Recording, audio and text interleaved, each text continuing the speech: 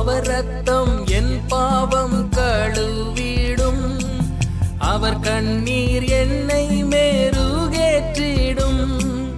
அவர் ரத்தம் என் பாவம் கழுவிடும், அவர் கண்ணீர் என்னை மேருகேற்றிடும்.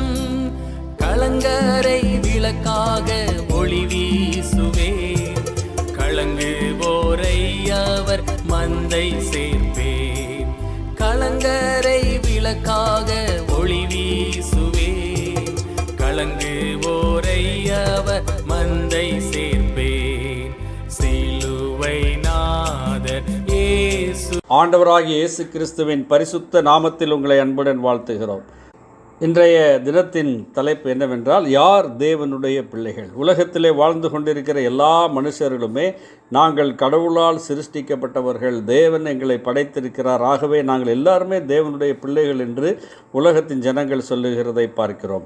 ஆனால் சத்திய வேதாகமம் வேறு விதமாக சொல்லுகிறது. சத்திய வேதாகமம் என்ன சொல்லுகிறது என்று பார்க்கும்போது, யோவான் எழுதின சுவிசேஷம் 1 அதிகாரம் 12-13 வசனங்களிலே நாம் இவ்வாறு வாசிக்கிறோம். அவருடைய நாமத்தின் மேல் விசுவாசம் உள்ளவர்களாய் அவரை ஏற்றுக்கொண்டவர்கள் எத்தனை பேர்களோ அத்தனை பேர்களும் தேவனுடைய பிள்ளைகளாகும்படி அவர்களுக்கு அதிகாரம் கொடுத்தார். அவர்கள் இரத்தத்தினாலாவது மாம்ச சித்தத்தினாலாவது புருஷனுடைய சித்தத்தினாலாவது பிறவாமல் தேவனாலே பிறந்தவர்கள். ஆகவே தேவனுடைய பிள்ளைகள் என்று அழைக்கப்படக்கூடிய அதிகாரத்தை பெற்றவர்கள் யார் என்று சொன்னால், ஆண்டவராகிய இயேசு கிறிஸ்துவின் மேல் விசுவாசம் உள்ளவர்களாய் அவரை ஏற்றுக்கொண்டவர்கள் என்று இந்த வசனம் சொல்லுகிறது. அவர்கள் இரத்தத்தினால் பிறந்தவர்கள் அல்ல, அதாவது மனுஷருடைய சித்தத்தின்படி பிறந்தவர்கள் அல்ல, மாம்ச சித்தத்தின்படி பிறந்தவர்கள் அல்ல, புருஷனுடைய சித்தத்தின்படி பிறந்தவர்களும் அல்ல, தேவனாலே பிறந்தவர்கள் என்று வேதம் சொல்லுகிறது.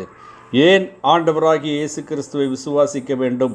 அவர் நமக்கு என்ன செய்தார் என்பதை நாம் சிந்திக்கும்போது, இந்த ஆண்டவராகிய இயேசு கிறிஸ்து மனுக்குலத்தின் பாவத்திற்காக இவ்வுலகத்திலே வெளிப்பட்டு 33 வருஷம் இந்த உலகத்திலே ஜீவித்தார். தாம் தெய்வம் என்பதை நிரூபித்து காட்டினார்.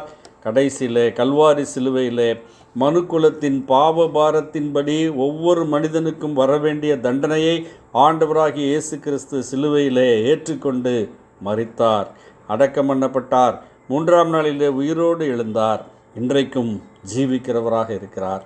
ஆகவேதான் வேதாகமத்திலே மற்றொரு வசனம் இவ்வாறு கூறுகிறது. அப்போஸ்தலனாகிய பவுல் ரோமருக்கு எழுதின நிருபம் 8ஆம் அதிகாரம் 15ஆம் வசனத்திலே, அந்தப்படி திரும்பவும் பயப்படுகிறதற்கு நீங்கள் அடிமைத்தனத்தின் ஆவியை பெறாமல் அப்பா பிதாவை என்று கூப்பிட பண்ணுகிற புத்திர சுவிகாரத்தின் ஆவியை பெற்றீர்கள்.